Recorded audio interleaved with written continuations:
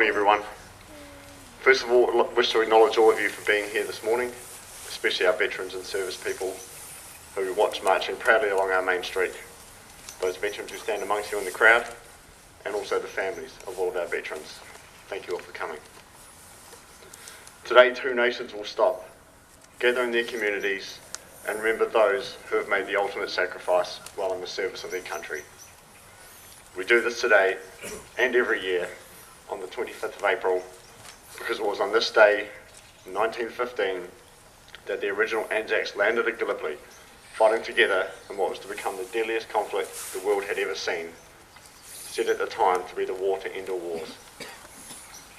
While remembering those ANZACs, their sacrifices and their role in forging the fabric of both of our nations, today is also the day we remember and recognise all of those who have donned the uniform since and those who are still serving today. The key reason for remembrance and commemoration is to help our understanding of what our service people and their families have been through. Today gives us an opportunity to reflect not only on the service, experiences and sacrifices of the ANZACs and also their families who underwent their own stresses and anguish, but also to remember that every generation since has seen its own conflict, service and sacrifice. When you picture a veteran, who do you see? And what do you know of their experiences? Your parent or grandparent who really spoke of it, but carried their burden alone? I'd like to share some examples of who I picture. The retired businessman who was a 20-year-old machine gunner in Vietnam was springing ambushes on enemy troops, but has really spoken of it since. The engineer in his late 30s, who was an 18-year-old infantryman in East Timor, was also involved in close country ambushes. The joiner in his early 50s, who in his younger days was clearing landmines from Mozambique. The 30-year-old hairdresser, who in her early 20s was a sailor engaged in anti-piracy patrols half a world away. The 26-year-old dairy farmer, who as a 20-year-old trooper in Afghanistan threw himself over his mortally wounded mate as enemy fire rained down around them. The 45-year-old paramedic, who as an Air Force medic, volunteered in the busiest emergency department in Afghanistan in his rare downtime between patrols, dealing with some of the most horrific injuries imaginable.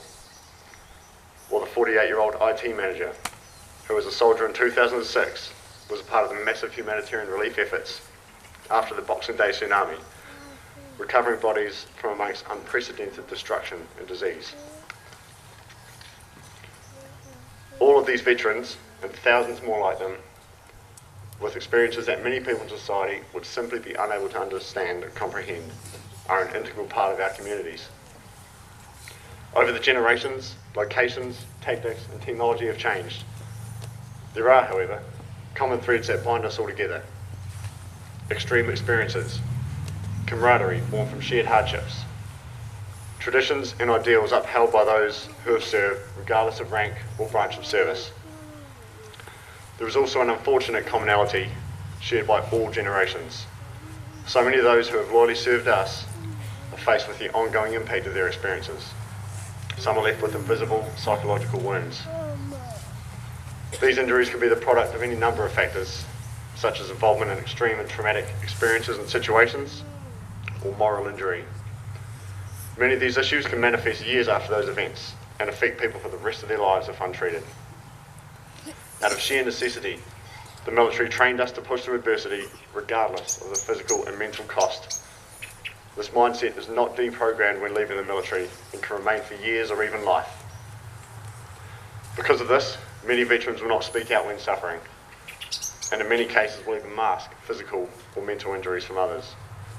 All too often, our veterans are carrying the burden of these injuries silently and privately through their daily lives, often unbeknownst to those closest to them.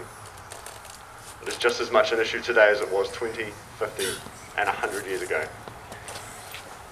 To all my fellow veterans and their families who have effectively served with them, and in too many cases also suffered with them, I wish to remind you that help is available.